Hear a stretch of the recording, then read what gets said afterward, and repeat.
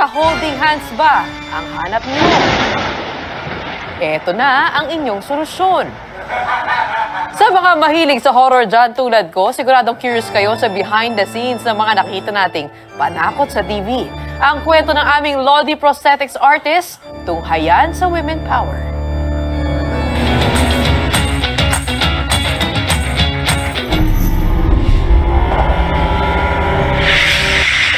Takot sa horror movies noon, pinagkakakitaan na ngayon. Yan ang kwento ng prosthetic artist na si Juliet Salinas Beringer. Masaya raw si Juliet tuwing ginagawa ang kanyang art. Nagsimula bilang makeup artist ang tubong Davao na si Juliet. Nang magdesisyong magtrabaho abroad, ginagawa pa rin daw niya ang kanyang hobby. Sideline.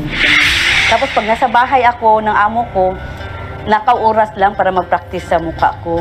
Mas naging metikuloso raw si Juliet sa detalye nang magsimula siyang ma-feature sa magazines. Good morning kapatid! Ito nga pala model ko, brother ko, si Primo Salinas. Gagawa ako ngayon ng prosthetic makeup sa kanya. Ang dating kinatatakutan ni Juliet, nagbigay ng katakot-takot na biyaya sa kanya. Nagawa niya yan dahil sa sipag at lawak ng imahinasyon.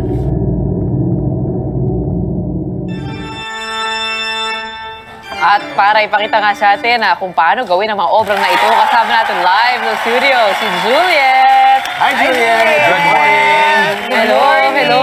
Kakaiba yung necklace ni Juliet. Oo nga, yun napansin natin, ano? Juliet, yung Idea mga ng gawa brother mo, ko to. parang totoong-totoo, ano? Parang totoong kamay naman na sa kakatakot. Paano mo nagagawa itong, anong material ang ginagamit mo? Yung bali silicone lang po, nagmo-mold ako. Bali ito, kamay ko, kamay ng brother ko. Paano? Minolde. Paano minumolde yan? Yes. Gawa ka muna ng life casting, tapos buhusan mo ng silicone. Ganyan na. Bakit kayo nahilig dito sa katatakutan?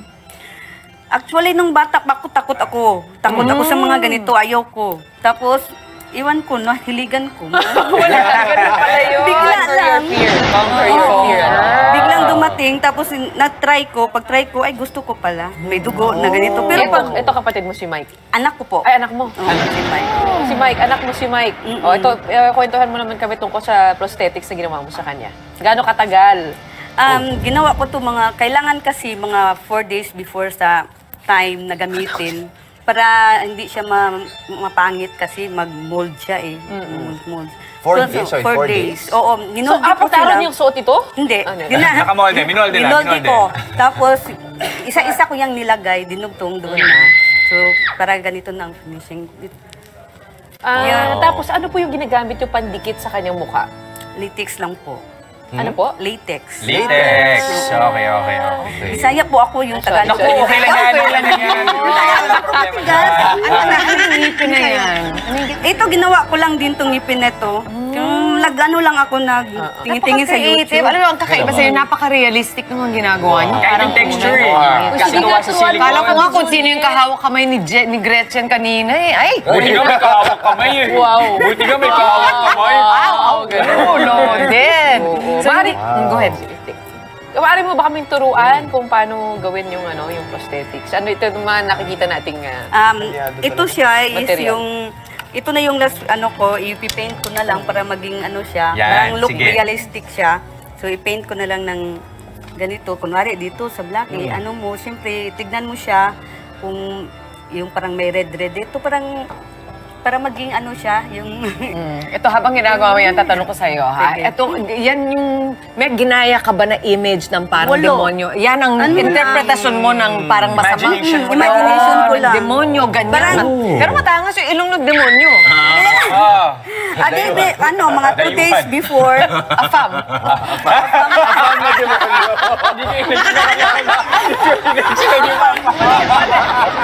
Pati sa Halloween may may matangos version talaga ang of ilong anak ko din.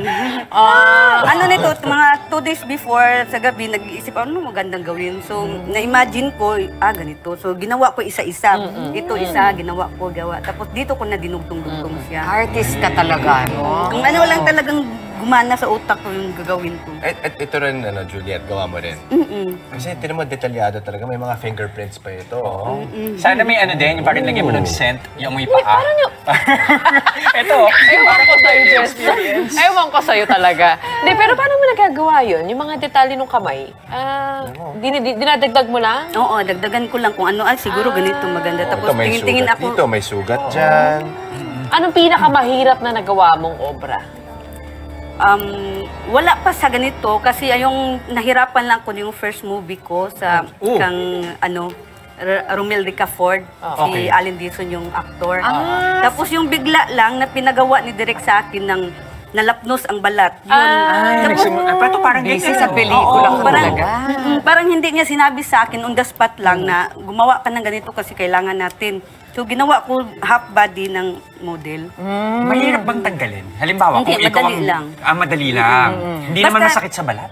Hindi naman, basta lang yung mga buhok niya, lagyan mo muna ng Vaseline or whatever na para hindi didikit sa buhok. Masakit kasi. Pero lahat ba ng ginagawa mo yung nakakatakot? Or pwede rin Hindi yung mga naman. pleasant, yung mga fairy, Or yung mga angels. diwata. Oo, meron ako ganon. ganyan. Traditional makeup, nagawa din ako. Pero anong gustong-gusto mo? Ano yung pinaka-ini-enjoy mo na gawin? Ganito. Ay, ganyan talaga. Ito pong hawak nyo, face paint lang yan. Oo, face paint. Basic face paint.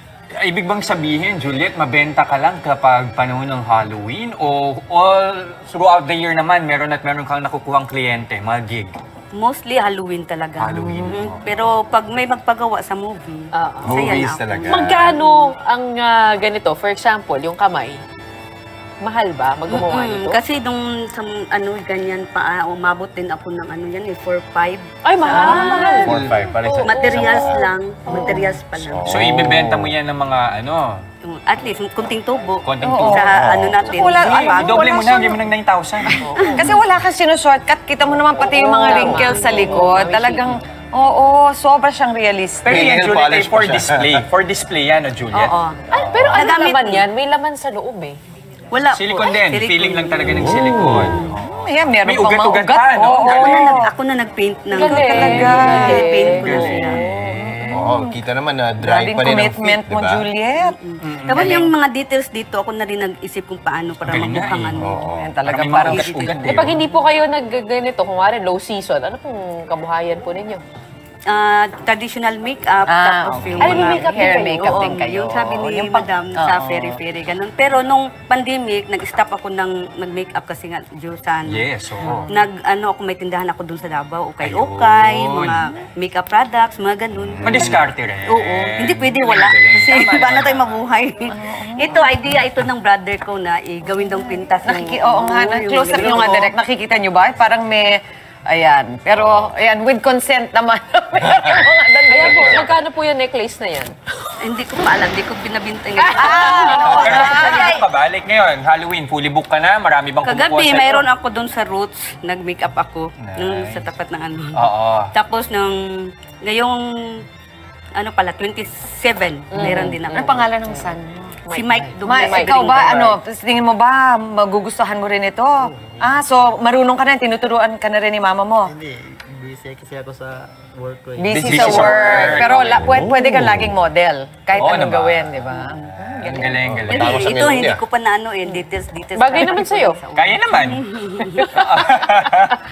Ano, nakakatawa talaga diskarte ni Nanay Juliet. Para sa mga gusto magpagawa, saan ka ba makokontak, Nanay Juliet? May FB page po ako sa Juliet Salinas Jules at saka Juliet Artist sa Instagram. Juliet, Beauty Juliet sa Instagram din. Sa din, TikTok. Ayun. Sige, batiin mo yung lahat ng mga kamag-anak mo sa Davao. Sige na, dali. Ay, yun nga pala sa mga kapatid ko, Janet and Lilibet, Dalmans and Kakayurin Family. ayan. Yung Litchin House pala ng Ay, naku, lahat ng mga sa Davao na nanonood sa atin dito. yung mga kaibigan ko, Jirilyn, Luana, yung Buntag. Ikaw din. Boses demonyo. Boses Demonyo, ayan. Hindi ako nagkas- Mayan. The Rangers Family din pala. Hello. Ayun, hello. Maging katatakutan man. Oo, di ba? Sa shop ng Ay, pwede, tita oo. ko. May shop ng kapatid ko. Yes, Tita go. ko sa Team Badass Busted sa Marikina. Oo, Karadyo. Wow. Galing, galing. Badass Busted po. Primo Salinas Jr. Salinas. Thank you. Maraming salamat, prosthetics artist Juliet Salinas Beringer. At maging katatakutan man o kagandahan, talagang polido. Hawakan mo na ulit. Polidong-polido kayong gumawa. Yeah. Minsan lang yan, Holding Gretch. Maraming salamat sa Christmas gift mo. Holding hands. That's it para sa ating Fly High Thursday. 60 days to go. Pasko Uy, na. 2 buwan. Kita-kits po tayo bukas, mga kapatid. At i-enjoy lang ang araw. Spread ang good vibes. Team Smiling lang yan ang paalala namin sa inyo. Ang inyong paborito kasama sa umaga kasama si sino? Sila, na Chris Lee and Jerby Lee. Ayan. Lahat kayo, good morning!